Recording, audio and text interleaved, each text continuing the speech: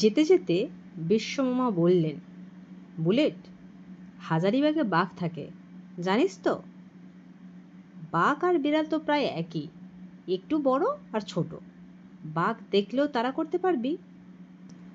দাদা বললে, বাঘ বুলেটকেই তাড়া করবে, এক গেরাসে খেয়ে ফেলবে। বুলেট গম্ভীরভাবে বললেন, আমি বাঘকে ভয় পাই না, বন্দুক দিয়ে গুলি করব। বিশ্বমামার গবেষণা কেন্দ্র আর থাকার বাড়ি এ দুটো আলাদা। বাড়িটা দোতলা, সঙ্গে অনেকটা বাগান আছে। সেই বাগানের এক কোণে গবেষণা কেন্দ্র। বিশ্বমামা বলে দিলেন, আমরা ইচ্ছে করলে বাগানে বেড়াতে পারি, জঙ্গলেও যেতে পারি, কিন্তু তার অনুমতি না নিয়ে গবেষণা কেন্দ্রে ঢোকা যাবে না।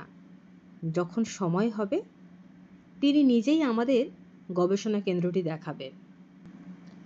খাওয়া দাওয়ার চমৎকার ব্যবস্থা, একটা জিপ গাড়ি আছে, তা নিয়ে আমরা জঙ্গলে বেড়াতে যেতে পারি।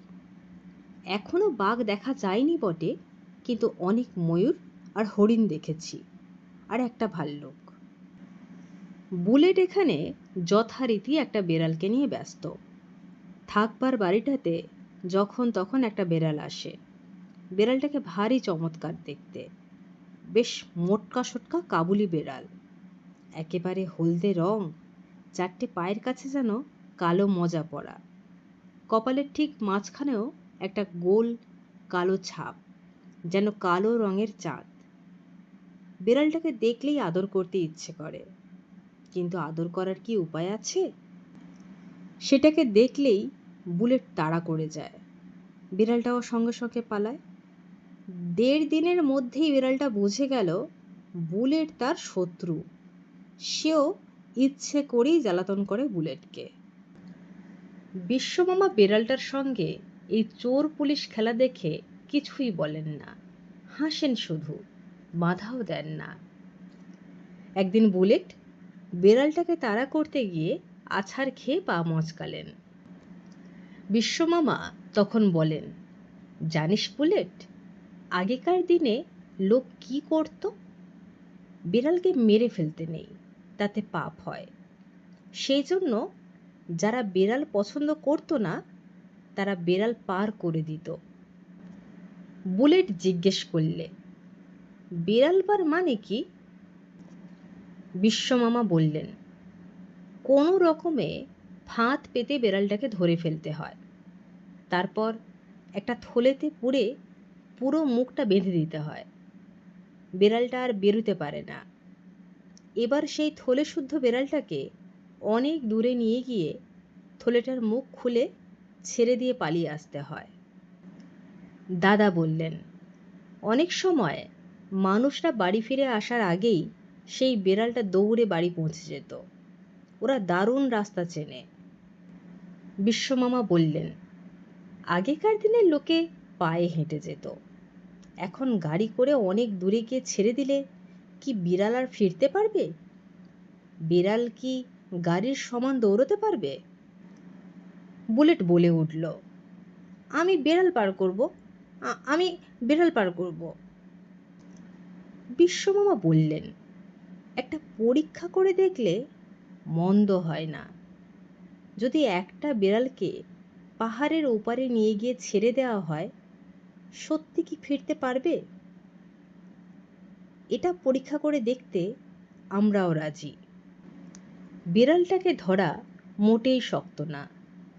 বুলেট একটা অন্য ঘরে রইলে বিড়ালটা আমাদের ভয় পায় না, ডাকলে কাছে আসে।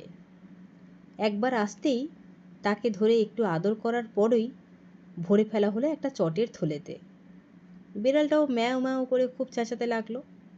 আমরা সেটাকে নিয়ে দৌড়ে জিপ গাড়িটায় উঠলাম। বিশ্বমামা অবশ্য গেলেন না, বুলেটই চেপে ধরে রইল থলেটা। বিড়ালটা মাঝে মাঝে চেঁচালে সে থাপ্পড় মারে। এখন তো বিড়ালটা আর কামড়াতে পারবে না।